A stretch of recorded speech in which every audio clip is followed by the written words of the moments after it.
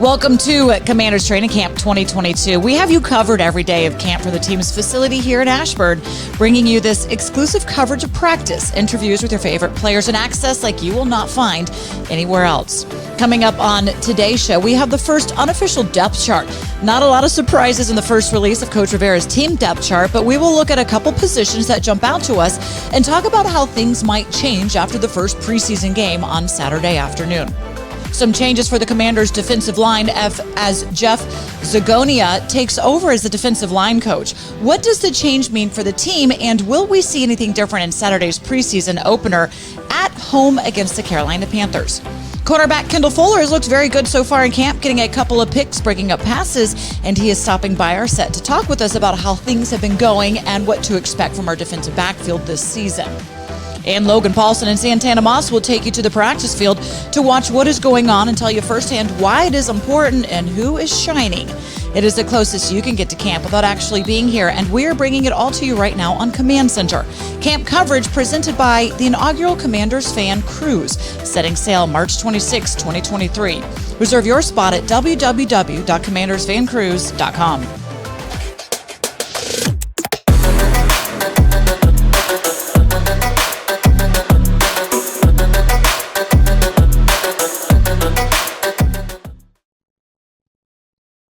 This is exclusive access to Washington Commanders training camp at the park here in Ashburn, Virginia. We're giving you daily updates on what is happening out at the practice field, and we'll be showing you look-ins at what is happening throughout our show, so we are glad that you could be joining us. Julie Donaldson here with you, as well as Logan Paulson and Santana Moss. Great to have fans out here at Ashburn. We got some kids joining us behind here having some fun, playing a few games of their own.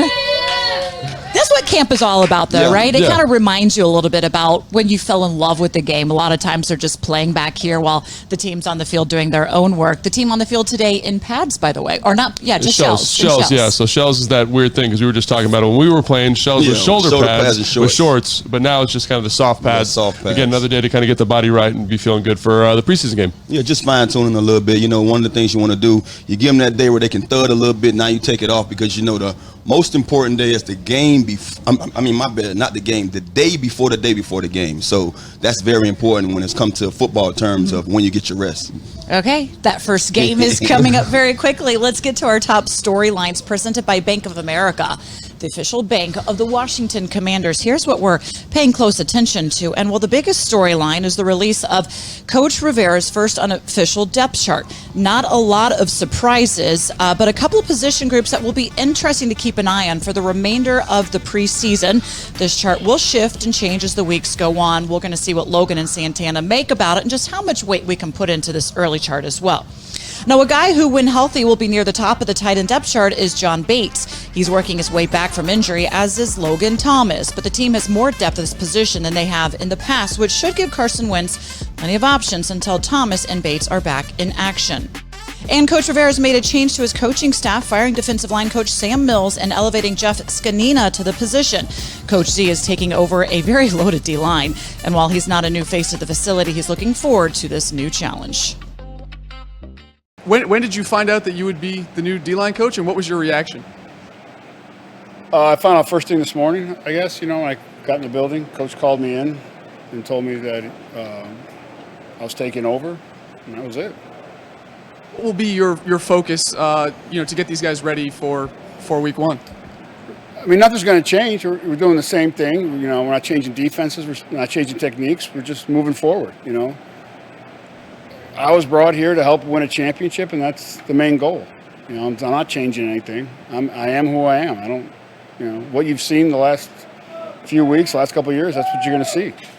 Ron, what led you to make that change? Well, just, some observations, and I said I just felt it was a change that I needed to make, feeling there was a little bit of difference in the philosophy. What are those differences in philosophy? Well, I'm going to keep to myself. So who will run the line now? Jeff Scanina will be elevated to a D-line coach. Okay. And Brent Wieselmeyer will help assist on some of the defensive end stuff. What has Jeff had as a coach? When you look at a guy who's played 17 years in the position in the NFL, there's so much that he's learned over those 17 years and however many years he's been coaching. So, I mean, there's so much that he can teach us, and, you know, we're just excited to get to work. After missing, I think, like a week plus, how good did it feel to get back out? I think it was Monday. Yeah, it felt really good just to be out there playing football again. I mean, I've never really been hurt that much in my life, so being away from that is really tough to watch, you know, guys that you're with every single day going out there and playing. So it felt really good to get out there, you know, run around, hit some people, so it felt really good. You said you haven't really been hurt that much before. Is that the longest you've ever been out? Yeah, probably has, yeah. Really? Mm-hmm. How are you feeling now? Are you back to 100%? Yeah, I feel pretty good. You know, obviously where I was out a little bit, getting acclimated back to, you know, more reps and stuff like that. So I'm working my way there, but I feel good and everything that's leading up to it. This is what camp is all about as we welcome you back here to Ashburn. It's great to see the families out here, the kids out here, having a lot of fun as we are getting close to that preseason game number 1 against the Carolina Panthers. Future football players out there. Yeah, something for sure. At least they're having a good time, right? They'll be hounding you on for your autographs later after this. Let's talk about some of these big storylines. So we have to talk about Jeff Scanina taking over for Sam Mills. Sam had been with head coach Ron Rivera for about 11 years. And, of course, Coach Rivera was close with his dad, just inducted into the Hall of Fame. It was a very difficult decision for him to make. But Coach Z, as they call him, has been here. Yep. He's kind of he's a wild character, that's for sure. What do you anticipate the changes being as he takes over the D-line room? Well, it's interesting. You know, Coach Z, when you watch practice, that's what I call him, Scanina, Coach Z, he actually runs all the individual drills. And I think he has a big kind of stake in the meetings as well. So I'm not sure there's going to be too much of a shift here with regards to what they're actually doing. But I think, I'm excited to see what Coach Z does because he's a former player, played 17 years in the NFL, and has that kind of edge to him, like you were saying. And I think it's a guy that can motivate this group, a guy that this group is going to respect, and I think a guy that's going to get a lot out of him. Yeah, it's not his first rodeo. He's a guy that had a long stint as a player, and he's been around since then too. He's had a room before in San Fran. You know, he owned it before, so I'm pretty sure having a familiar face around it is going to be a easier transition than bringing somebody in from off the streets. Many people are questioning why make the move now. You know, as Coach Rivera, typically they make those changes at the end of the season. But here's the thing. If you're feeling that it's not going in the right direction and you're not going to get what you want out of your staff, no time than better to make the move when you do realize that and you do want to be able to say, okay, this is where we're going forward. So it is Coach Z that does take over. Now, we heard from John Bates as we go to the other side of the ball, the tight end room. He's back on the practice field. Now, he's out there, and he's a guy that didn't really have a lot of opportunities in college to use his hands. He's kind of like in the run game and a lot of blocking, and he's still kind of continued that on here as well. He is that tight end that's not afraid to use his body, be very physical. But we've also seen, especially when Logan Thomas went down, that they can use him in the passing game. Might not be the fastest out there, but he has the ability to catch the ball. What have we seen so far in his progression here in the league? Yeah, so I think the interesting thing is he's been hurt for most of training camp, but when he did come back the other day, he had an outstanding block on Montez Sweat. Not many tight ends can block Montez Sweat one-on-one. So to see that skill set is outstanding. You mentioned the hands. You know, a lot of people gave him criticism, or that was one of the things that knocked on him. But he has some of the softest hands on the team and very consistent catching the football. Just again, not maybe the best athlete in the world, but a guy who can catch the football at a high level. And he's really excelled. He really excels. Maybe the best blocking tight end in the NFL, and that's cool to have that guy on the roster. And Logan said the best blocking tight end in the NFL. That's huge. You know, and that's one of the things that Logan did well. You know, being here, he was a guy that you can always count on being a blocker. But it's great to have a guy like that because when you have a guy in Logan Thomas that's going to go out there and you expect him to be the guy that's going to save the quarterback from time to time, when you have his backup that can do the same thing, it's great to have both of those guys on your team. A lot of times, too, when they say about the blocking, and not about you, Logan, but they say it's the mindset. It's the will to, the want to be able to sacrifice your body out there, knowing what you're going up against and the abuse you might take as well. So the first unofficial depth chart was officially released. How much weight do we really put into this, Santana? Not a lot at all. I mean, I'm looking at the thing and I'm like, hey, that's just something to put on paper right now to have you guys in store with what to look forward to. I never get caught up into, what they have on roster. I mean, most of those guys you're familiar with already, but it's just going to be interesting in just watching how it plays out each game with the younger guys coming in and seeing what role they, fit in or whatever. Yeah, I don't think you put too much stock in it. I think it serves as a good measuring stick for this point of the offseason, but still, you got 3 preseason games left. I think there are some interesting things on there, like David Bada being in that second group of defensive tackles. I would put Daniel Wise there, FAO Bada. Those guys I think are probably going to make the team over David Bada, but again, maybe it shows something that I'm not seeing on practice. So again, it's kind of fun for those little little tricks. Anything to try to maybe throw off other teams and what you're Maybe. looking at potentially Never on know. when it comes to actually maybe even making the roster or who might be further down? Well, I think my big question with this is how involved the coaches are in actually making it. You know, if it's just somebody from PR Maybe kind of it's putting something one of out our there. interns just throwing names on a sheet and saying, here's how it lands. So don't put too much stock in the depth chart right now. But of course, as camp does develop, as we do get into those preseason games, then you'll start really being able to figure out where players do line up. Speaking of that first preseason game, it is coming up very quickly. In fact, Saturday at home against Saturday at home, we'll have the first game against the Carolina Panthers. And then, folks, that is what leads us up to the regular season game. The Jacksonville Jaguars, Sunday, September 11th at 1 p.m. For that game, tickets start at $46 while supplies last. So get your official Ticketmaster verified tickets at commanders.com/tickets. Command the stand, see what is on what we have with this team coming together for the 53 against the Jacksonville Jaguars. Now, do not go anywhere because when we come back, we are catching up with cornerback Kendall Fuller. What feels different about this season and what he expects from the defensive backfield this year?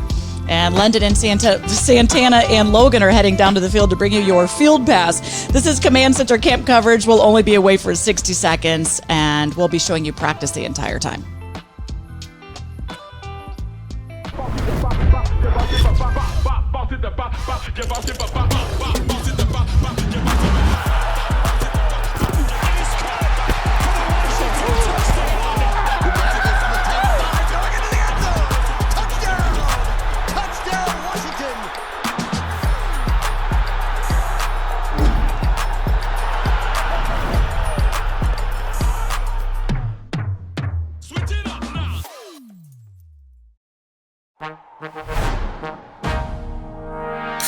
I told you long ago on the road, I got what they waiting for. Introducing Nitro Pepsi. Smooth, creamy, delicious. Another rock and roll weekend.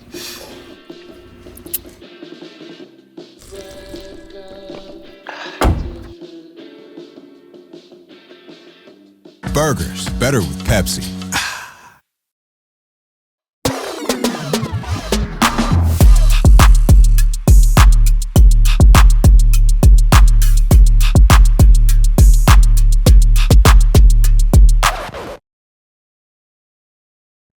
Welcome back to Command Center camp coverage presented by the inaugural Commanders Fan Cruise setting sail March 26, 2023.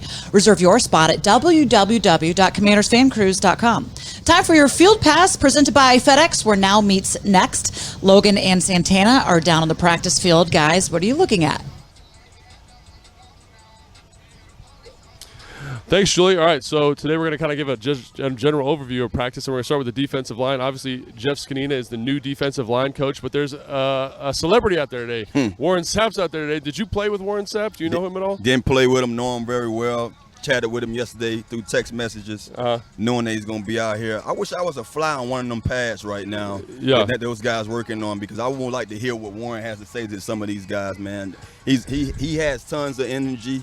You might go over there and hear some things that you might not be able to put on TV, but those guys are getting the best of the best right now. Yeah, that's fantastic. And one of the things I love about this drill that they're doing right now is one of the hardest things to do for a defensive tackle is to have block recognition, because unlike on the edge where you're only getting kind of a block to you or a block away, you can get these kind of cross-block combinations in there. So it's really good to see them kind of working that, because that's where time on task becomes so important, right? Yeah.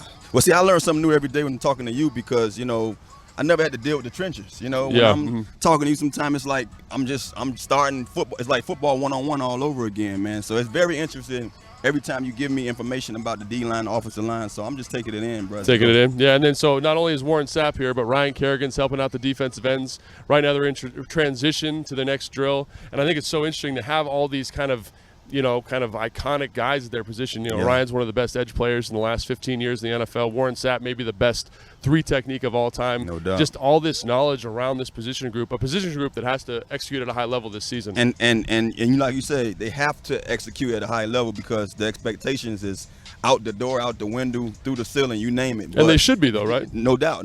These guys showed promise a couple of years ago. Last year they got back on track when two of their key guys went down. So I'm looking forward to the rebound year. This year, year 3 should be the rebound year from what should have took place last year. Yeah, absolutely. And so now we've got kind of a blocking surface here, scout team blocking surface. We got a scout team look with 2 tight ends in there, and all they're going to work through is kind of the 9-on-7 stuff that they're going to see later in practice. So this is how the defensive line, the linebackers, all work together to fit.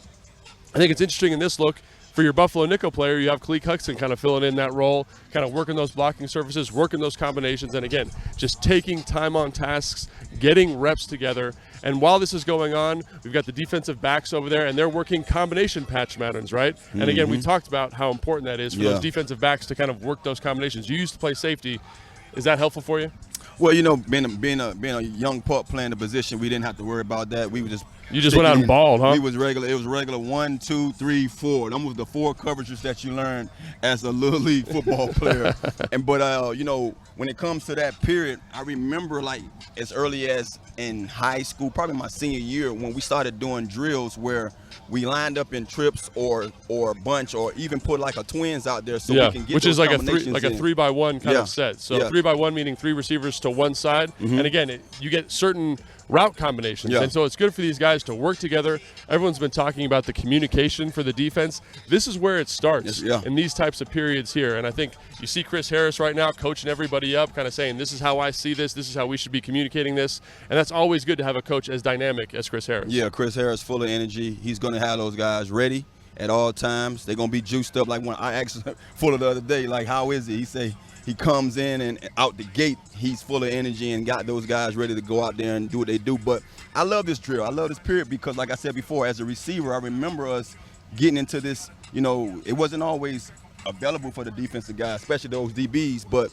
our coach would say, hey, we finna go over there and work with the DBs and get them some looks so they can know what to do when it comes to being in the fly throughout a game or whatever. Absolutely. Then we go over here to the offensive line. We got Coach Mascow, and they're going to work some type of combination here in the run game, right? And so basically in combinations in the run game, you work the down guy, you want to stick on the double team, but then the second level player, so the linebacker, the safety, whoever that is, they can kind of play however they want to play here. And so making sure that you have communication. Again, all these drills are kind of about establishing communication with your fellow player. And so right here, the guard and the center, or the guard and the tackle, Chris Paul and 62 here, are just working that down guy combination in the second level and how it could possibly play out. So you love to see this, especially with the young football players working those positions, working those hands. And I like to see that the old guy, the old buck, Charles Leno, just kind of standing out supervising. He doesn't need a ton of this. He's done a lot of this. Norwell's not in there. They've got a lot of reps of this, right? So sometimes it's better for the young guys to get these kind of walk-through reps just to make sure they're feeling good about everything. And that's key, what you're talking about, just being in the walk-through setting. This is all the stuff that we go through. Folks see us going out there when the live bullets are out. Oh, I love that. Saying like, hey, these guys this is what they do, but this is the periods that they don't see. They don't get to see these times when we walking through and we going over, the instructions of what we have to do today. And like you said before, this is a period where an older guy would say, man, I can do this in my sleep. Right. But these young guys, it's very integral for them. And I'm glad that you brought that up. You got to learn to walk you got to learn to crawl before you can walk, Bingo. right? And that's part of what this is. It's like, an MMA fighter, they don't just go out there throwing combinations. They got to learn the jab.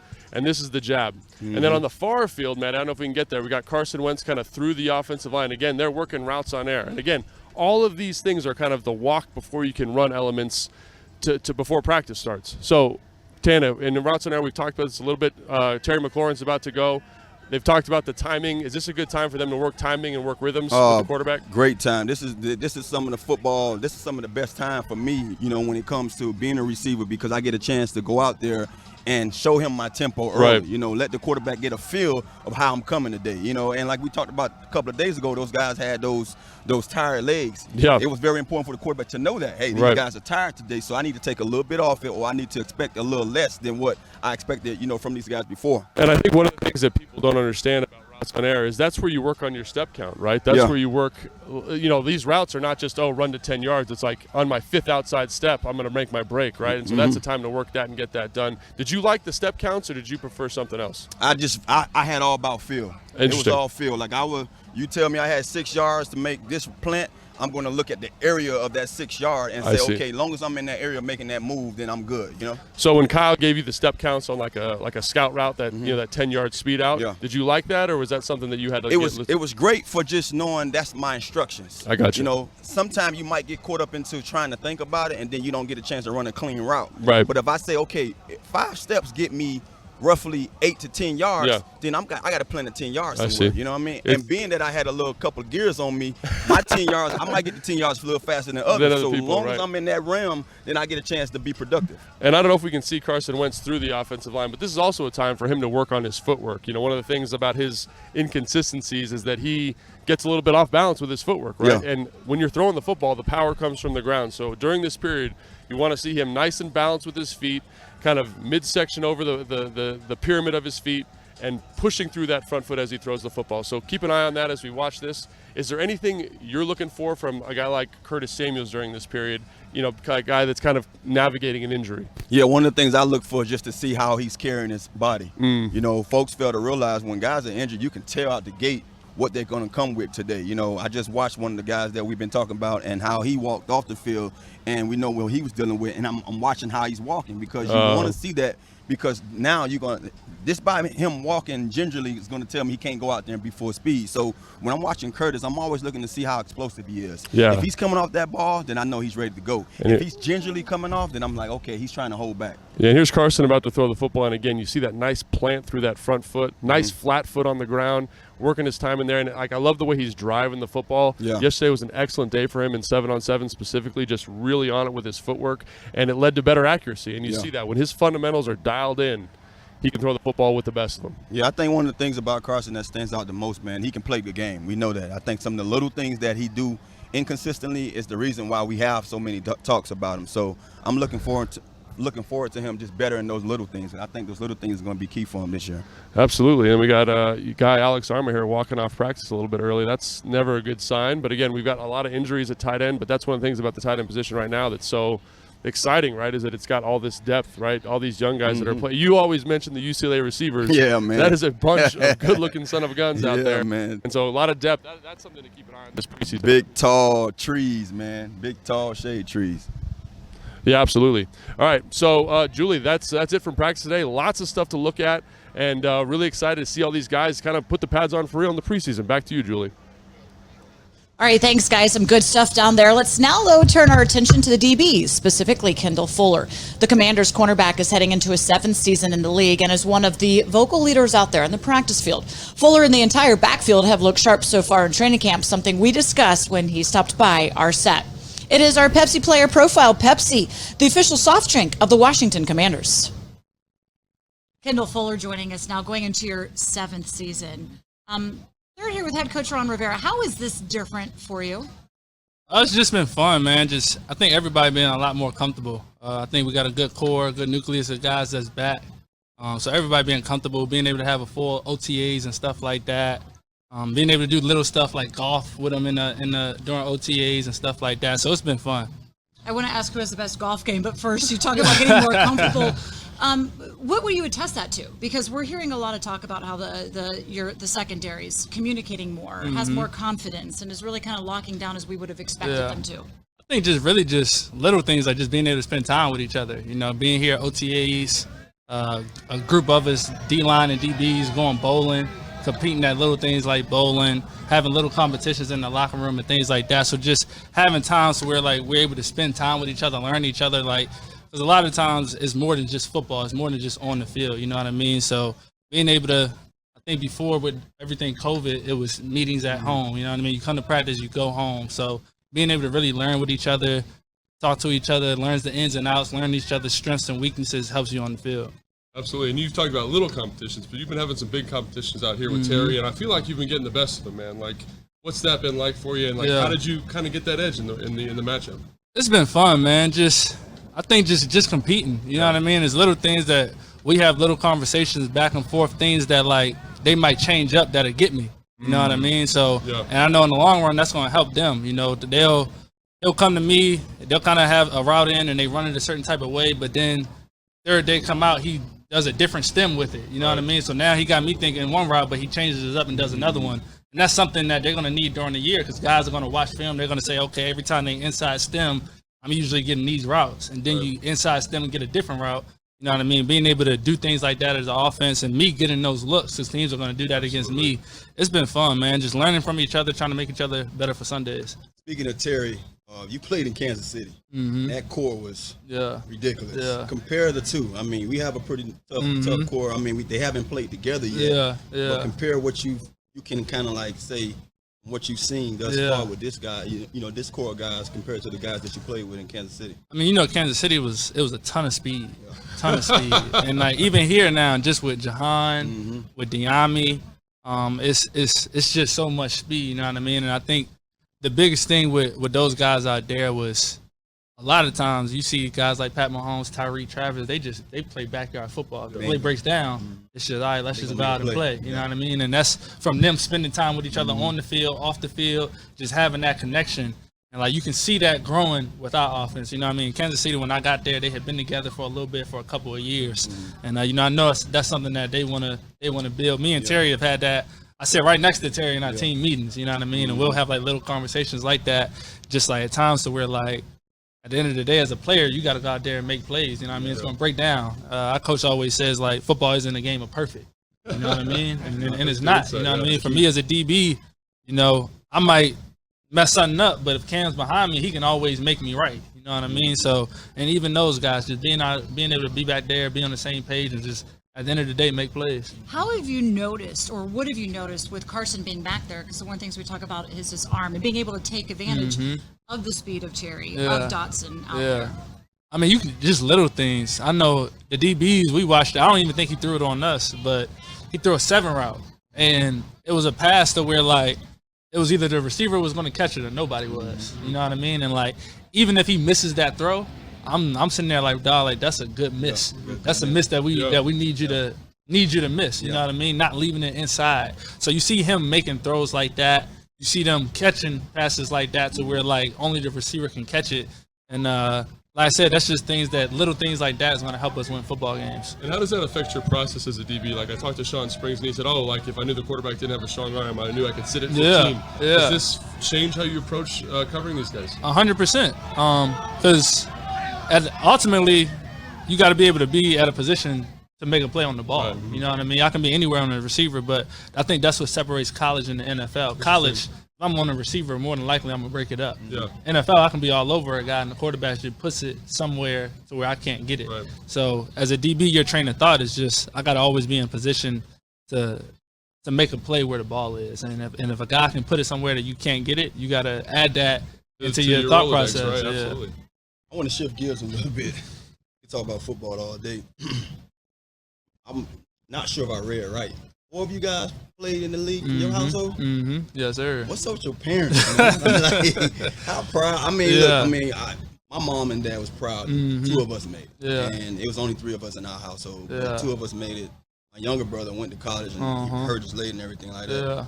What's it like going back home, having those, whatever it may be, family reunions, get together / dinners? How is it, man? It's fun. It's still competitive. Me and my brothers, we always gonna find something to compete in. So you the baby boy though? I'm the baby. Wow. I'm the baby. So I always tell people, like, the summers for me was the worst because my parents weren't there. So my brothers, it was just a free fall. You know what I mean? They know I can't run to my parents. But it was fun, man, and a lot of it is a testament to my parents. You know, my father did a lot for us growing up. He was always making sure that we knew what it took to be successful, and that's to work hard. You know what I mean? He woke us up early, went to go train us before he had work and things like that. And he never allowed us to be satisfied. You know what I mean? If we were the best person on our team, it was always like, all right, well, like, you competing, you track nationals, you competing against somebody in Florida. It's raining today here, but it's sunshine out there. You know what I mean? And even having my oldest brother, Vinny, that was big for me. I remember being in college, coming off a good freshman year. You know, he came to me as a sophomore just like, hey, bro, like, you're not just competing against the receivers at Virginia Tech. You're competing against, I think, the other top corners of Jalen Ramsey, Vernon Hargraves, you know what I mean? So just being able to have people speak that over you, you know what I mean, and in a way humble you, teach you how to have humility, and teach you to just kind of go about your business. I know your other brother plays defensive back too. Do you guys share file on other receivers? Do you guys share scheme tips, or kind of play it close to the vest? Nah, not really, because that's tough. Because it'll be. I mean, I feel like I'd call him up. Whoever last week. Let's talk about this. But then I'll be pissed off if he give me something. He say, hey, you get this formation, you go and get a dig, and then they run out. I'm be looking at him like, hey, bro, like. But we definitely talk just techniques. I got you, Just different technique, different things that like maybe we may be struggling with, or things that like may have helped us. You know what I mean? So we definitely talk and communicate, though. It's definitely helpful. Yeah. So we'll see the Ravens. Kyle just signed. Yeah, there. What yeah. does mom and what do they wear? Game. Oof. Split jerseys. I don't. Can you even It's, get that it's rated? weird. It's now they're so used to it now. I'm going into year 7. Kyle's going into 9. I feel like nowadays they just wear just like neutral colors. But early on, Kyle was in Chicago and my brother Corey was in Detroit. So they was playing each other twice a year. So they definitely had like split jerseys, one on the front, one on the back. So my mother, she's gonna enjoy it. They're gonna enjoy it just because we're close to home. You just get in the car, drive to either M&T or FedEx. So. And one of your brothers plays receiver, right? Yeah, Corey played And receiver. you guys just pick on him all the time, or what? Yeah, a little bit. You went a different way, man. Yeah, a little bit. Get you out of business every now and then. Every now and then. Corey was 5 years older than me though, so him and Kyle competed more. But Corey was the one. He got the height, 6'4", long arms, long legs. Well, yeah, we went at it every day. Speaking of that year 7. Yeah. What's it like? I mean, I remember being a veteran, and you almost never feel like you're up there as that OG. I know. Because it's just like this game keeps us young. But how is it for you? It's been fun. Just like you said, just having the young guys come in. I feel like every time young guys come in, it's so much fun because every year they're different. You know what I mean? And just being able to have guys you can, in a way, being a player that you can coach. You can kind of like teach them the way, teach them the game and things like that. And then always having veterans coming in that you can learn from too. You know what I mean? I was always big on, even if you can take one thing from somebody, you can take one thing that can help your game. You know what I mean? So it's been fun, man. And I think the biggest thing is just staying healthy. You know what I mean? Just figuring out what works for you, what works for your body, finding a routine, and just, I think if your body's feeling good, you feel younger and younger. Yeah. So I can't complain. Absolutely. And then, obviously, preseason coming up. You're a veteran. What are you trying to get out of this preseason process? You said you want to be playing. Yeah. And that makes a lot of sense. Yeah. You don't want those live bullets to be week 1. So what are you trying to get out of this preseason? I think really just getting a different look. Being able to go against somebody else. Just feeling the routine of pregame and stuff like that. You still want to get that. And then, like I said, cleaning up the little things that you do is almost like another practice. Cleaning up, I always take pride in like not trying to make the same mistake twice. So if there's something I need to clean up, being able to take it to the game and clean it up. You know what I mean? When those live bullets are coming, little things like tackling that you can't get in practice and things like that. So it's definitely fun and always trying to make plays. Yeah, absolutely. Folks might grade us from wins and losses, but as players, we have different grade scales. Yeah. What is a successful outing this week 1 in the preseason for you guys? I think for us, first thing I think of is third downs. You know what I mean? Just being able to come off the field, getting off the field on third downs, and I don't know how many snaps we're going to play, but you know, for the ones coming out with a fast start. You know what I mean? Coming out with that energy, being able to come out there, set the tone. You know what I mean? Being able to, if we out there first on defense, let's set the tone for the offense. You know what I mean? So just being able to get that feel. We know we're not going to be out there long, but let's start that way. Let's set the tone. Let's lead the young guys a exactly. little energy out there so they can go out there and, you know what I mean? Yeah. Well, so far during camp, it sounds like you guys are setting the tone and leading the way for a lot of guys. A lot of excitement about your play so far in camp, your unit as well. Who's winning in golf and bowling? Who is that? Bowling, me. You, okay. Bowling, me. You got your own bowling. You got some? Oh, for real? Oh, yeah. I'm to get out there bowling. on Golf. We had a players versus coaches. Yeah. And the coaches won off a technicality, though. Oh, okay, all right. So I think Matt's coast was going off the forward. Yeah, well. yeah. That's what I heard. You know what I mean? It is. Big asterisk by it. Very big asterisk by it. Kendall, thanks so much for joining us. Excited to see Yeah. how much action you get in preseason game number 1 and continue the dominance out here. Yes, ma'am. Thank you. Appreciate y'all. Thank you. Let's take a look at the numbers Kendall Fuller's put up during his career here in Washington. He's had 2 stints here with a stop in Kansas City in between. He's been playing for 6 seasons, 11 interceptions, tackles 355, tackles for loss 11, and of course, he's had his opportunity to get to the quarterback with 6 QB hits. As we welcome back in Santana and Logan, let's talk a little bit about Kendall Fuller and the DBs. 7th season for Fuller. My goodness, I feel like the years fly by a little bit. He liked being here, and he was glad to be able to come back. Of course, this is home for him as well, as we even talked about his family, his brothers in the league. But what have you seen from him in the DB room that is really different this year? I don't know, man. He just looks like he's playing with tremendous confidence. I mean, he's always been a confident player, but like just his understanding of timing and depths of routes that the offense is trying to present him with, he just is not getting fooled by anything. He's been all over Terry McLaurin in training camp and just playing outstanding. So he's just like, he's one of my players, like my MVPs of training camp. Yeah. He just did an excellent job. You got to think about it also. I think this is one of his most healthiest camps. I think a couple of years back when he came in, he was dealing with something. You saw him last year, kind of, dragging that leg here and there. So I don't know what it was quite, but he looks sharp right now. So that plays a big part in your game. When you could come out and be confident about your body, you get a chance to fly around and do some of the things that you can do. So the depth chart was released, but let's talk about where we see who playing where on this. Who's on the outside? Who's in the nickel? How do you see this shaping up? Yeah, so I think Kendall Fuller is going to be starting at cornerback, and same with William Jackson III. I think Cam Curl, Bobby McCain at post, and I think Benjamin St. Juste at the nickel. I think on first and second down, there's a chance that Cam Curl bumps down to that Buffalo nickel role, and then Forrest kind of comes in, or Percy Butler, and plays the other post safety. So I think that's kind of your group right there. That's the nucleus of that position. I think you feel good about everybody. Everyone's had a great camp. Obviously, the young guys have some things they can work on, like young guys do. But, that starting force, they've done a really nice job. Yeah, I was just talking about how much I like, St. Juste. You were, man. yeah. I mean, just this body alone, and I don't want to be sitting here talking about a kid's body, but he just looks like a corner. He looks like a football player. So I'm interested. Like I said before, I was high on him last year. I'm even higher this year because I've seen some great things in practice. You're lining up against him. What are you doing to try to win? Yeah. I'm giving him the business now. Come on now. I might like you, but it don't mean I can't go out here and do what I got to do. So where is the biggest question mark, Tana, when we talk about this defense? I think the biggest question mark is just going to see, are these guys for real? Honestly, I think, from 2 years ago to last year, this year, like I said before, this is kind of like that, let's put the stamp on who we are.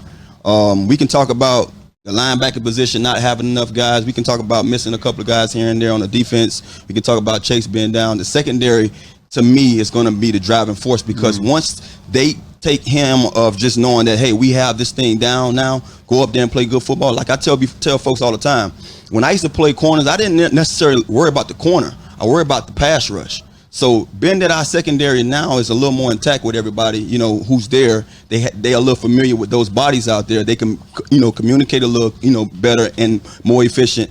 It's up to those guys up front to put the pressure so those guys can, have solid, performances. So that's all I'm looking forward to, seeing these guys are for real because I believe they are.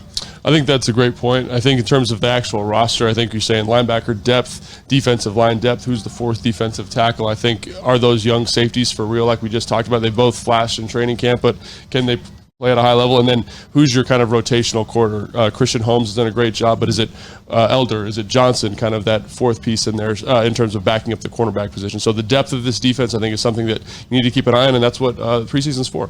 They brought in Jerry at the linebacking unit, a veteran that Coach Rivera said one of the things that they liked about him is that he's kind of a linebacker that can cover a little bit because they feel like they have those stout guys against the run. They want somebody that can really kind of add a little extra depth and a different tool, I suppose, to that room as well. Again, can't wait. I can't believe the preseason games. I know, here we are. I mean, it flies by so fast. I feel like the season just ended, even though it was probably eons ago. But as we do go through camp, of course, we have you covered each and every day, bringing you the top storylines, letting you know what is happening here in Ashburn. Do not miss Command Center. You can join myself and these two gents right here, the tight end and the film room expert, Logan Paulson, and of course, our wideout 8 to the 9, Santana Moss, every day for your Commanders fix, highlights, analysis, and it's inside access. You're not going to get anywhere else. You can catch every episode on our YouTube channel and on commanders.com. You can also check us out on NBC Sports, Washington, weekdays, 5:30, 10 p.m.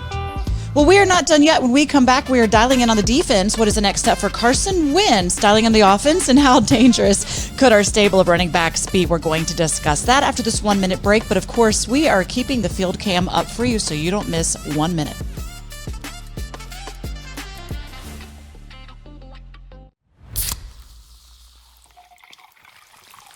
This one's for every NFL fan whose fan cave is more like a fan corner of a guest room closet. You've compromised enough. Pepsi Zero Sugar.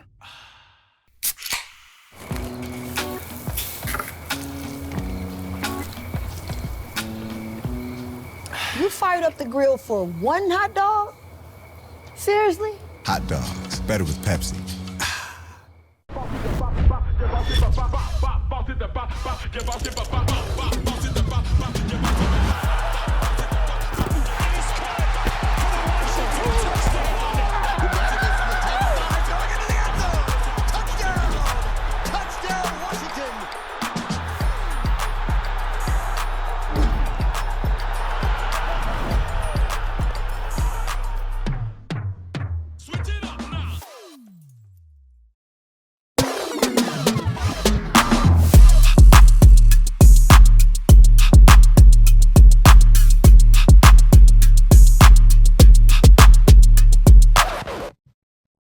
Welcome back to Command Center Camp coverage presented by the inaugural Commanders Fan Cruise, setting sail March 26, 2023. Reserve your spot at www.commandersfancruise.com.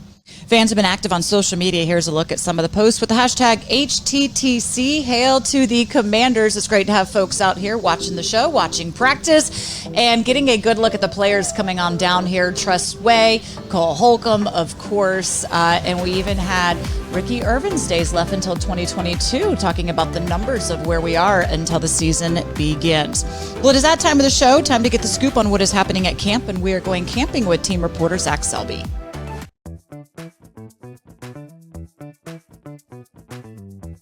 This is Camping Out with Zach Selby, and it is sweltering, probably the hottest day of the year, but the offense had its best practice with Carson Wentz and Terry McLaurin all connecting throughout the day. We had Darren Haynes from WUSA 9 and our very own Bram Weinstein. Let's go check out what they had to say. I mean, it's probably the hottest day of the year so far for us in camp, but coincidentally, the offense probably also had the best day of camp that they've had. Period. Carson Wentz looks really good today. Taylor Heineke also looked pretty good today. What have you seen from the offense? Wentz's revenge. He really. Revenge tour starts. I think it starts here. I think eventually this had to turn a little bit. I would hope. I think we all hope it's going to turn a little bit. I mean, the acknowledgement that there's been a lot of inaccuracy and impreciseness. I mean, you'd have to be blind not to see it, right? Yeah. So far at camp, today was one of his better days. I thought he had one of his best throws at the open practice the other night, Terry McLaurin. Yep. He's had a couple here today, and so maybe this isn't just about him. Timing of the offense, offensive line is settling down, receivers are getting adjusted to him, and we got a month to go. So hopefully it can keep going up and up and up. The running game also was really strong today. What have you seen out of that group of running backs? Do you think that trio of Gibson, McKissick, and Robinson has looked pretty strong so far? I think that's a major strength of the team now. Yeah. I think a big priority, in my opinion, coming into the offseason was I believe that Gibson, they leaned too much on him last year. Yep. And it weighed on him. He got injured by the middle of the year, second year in a row. He needed some help behind him. The drafting of Brian Robertson, shows that type of promise for them. Short yardage, maybe steal a series here and there. I think the big surprise for me with him is he's got really good hands too. So this is the third running back that I've seen now that you have options with. He's not just a banger. He was billed as this banger up the middle, short yardage back, going to spell Gibson. He'll be a traditional running back. I don't really see that. I see hands with him too. McKissick has looked really sharp in practice. I hope he doesn't get lost with all these different weapons out there, but they have a full room for sure. And now I think a bigger question is, do they keep 3 or 4 running backs when the roster cutdown happens? Let's move over to the defense now, and I've been really impressed with the corners, overall, honestly. Kendall Fuller, William Jackson, who wasn't out there today, but he was doing individual drills. I mean, do you think that they've all been talking about how great and confident they are compared to last year? Do you see the confidence show itself? This Kendall Fuller was always a good cornerback for a long time. Obviously, William Jackson, he did his thing. That's why the Commanders signed him. So they know, even get a guy like William Jackson, who didn't like the way he played last year, and he switched a few things up so he can be better this season. But you got to have that confidence going in. Those are quality corners that are there. Even if you look at free safety like a Bobby McCain, he is a guy who is confident that he knows that he can get the job done. And despite the numbers not looking good last year, still on paper, man, for me, I feel like this is a good defense. They just need to put it all together. Well, Fuller had, 14 or 16 pass breakups last year. Absolutely. Yeah, Super Bowl champion. We brought Kendall Fuller back because we knew that he was one of the best defensive backs. Time for today's Fresh Takes presented by Safeway, the official supermarket of the Washington Commanders. And you can listen to Zach's full interviews with the beat reporters on our podcast, Going Camping with Selby. Find it wherever you find your other Command Center podcasts. Logan Santana back with me. Time for some Fresh Takes. By the way, Darren Haynes rocking a jacket out here in this heat. That is brave, Darren. It's hot out here. I don't know how he's doing that. Woo, my goodness. Let's talk about Bram Weinstein, calls our games every single game day. Talking about how he's seeing Carson Wentz get comfortable. And I know there was some knocks against Carson early, being inconsistent, but it takes a little time, Santana, to kind of get in sync and rhythm with the guys on offense. How have you seen him now that we're in week 3 progress? I think one of the things that Logan talked about earlier in this camp is it's going to take him to have command of things first before you can go out there and say where his comfortability at. Every day, every week, he's going to get that. He's going to get a grip of what he's doing, and it's going to be familiar. It's going to be like second nature. Folks find it odd, but even though he's a veteran, it's hard to come in here and just learn a playbook and say, okay, now go out there and show us your stuff, because you're thinking. You can't play this game thinking. You have to be mindful. You have to be freely, when you come out there going through those plays and seeing the things that he's going to have to see. So I'm seeing progression, but I'm not caught up into what the he say, she say stuff, because I understand this game, and I know as a quarterback, it's the toughest position on the field. And Logan, we haven't seen the game plan. Like, we haven't seen them scheme anything either, really. No, that's absolutely true. And like when you're doing installs, like your installs might not line up with what the defense is doing exactly. And I think that that's something to keep in mind if you're a fan. And, and obviously he's progressing, Carson. And I think the other things that's important to note is there was a 3, 4, 5 day stretch in there where the offensive line was in total flux and the pressure was getting to him in a big way. So I think also, in addition to the lack of scheme, to the lack of depth, like, you're trying to figure out what this team is and who you want to be. And I think that's all part of the process in terms of making him comfortable. When it comes to running back, Bram mentioned, could you see this team carrying 4? Of course, we know Antonio Gibson, J.D. McKissick, Robert Patterson Jr. Is there a 4th spot? Well, I think it just depends. I think Brian Robinson. Yeah, Brian Robinson. I think that's the thing with this running back room, is that you have 3 kind of studs. 3 guys who could be starting for most teams, and then for that 4th spot, who's that going to be? And I think right now I don't see them carrying a guy there necessarily. I think the returner is going to come from the receiver room as opposed to the running back room.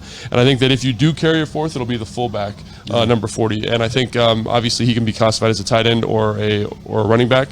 So I think that's where I see. I think you've got your 3 there. I think that's plenty of depth, and it allows you to carry another roster spot someplace else, which I think is really critical. Yeah, as much as I want to say I don't agree, I kind of agree, dude, because it's just like you can't have so many folks, but also you have to think about the practice squad, who we have that's available, for the practice squad. So it might be a chance of one of the younger guys, that we might want to keep around. He's a practice squad guy where we can keep him off the, Jarrett Patterson roster. Was one of those guys last season that was up there and took the most of his opportunities. Absolutely. I mean, he's short. He's only like 5'8", maybe 5'7". I think he's 5'6", yeah. Yeah, possibly. But he's one of those guys who said he can, he used that to his advantage. He'd hide behind the offensive lineman. You had no clue where he went. So that is part of trying to get to the 53-man roster. Like, we talk a lot about Kendall Fuller and William Jackson III. Faith in those 2 guys locking down that backfield? The DBs you're talking about now, right? Yeah, I think so. I think they've done an excellent job. Nothing they've done in training camp would make me question their ability to get that done in season. I think William Jackson III had a really rough OTA period, but he's come out and looks like a completely different player, just much more confident, understands conceptually what's going on, communicating really well with the safeties, and kind of is a part of this unit, right? And like, that's what has elevated his play, and that's really exciting to see. Yeah, I have faith. I don't need to say no more. I like it. We will take it. Again, everything looks great so far from that unit here on the field. We will see preseason game number 1 against Carolina Saturday at FedEx Field. Hopefully you were there for that. And then, of course, the Jacksonville Jaguars game September 11th as the regular season kicks off. We are out here every day bringing you camp coverage from Ashburn. Friday, we will be Joint Base Andrews for that practice. Make sure you join us for there as well. You can catch every episode on our YouTube channel and on our website. And then again, we are on NBC Sports Washington, 5:30, 10 p.m. That does it for this camp coverage. Thanks for joining us. We'll catch you again next time.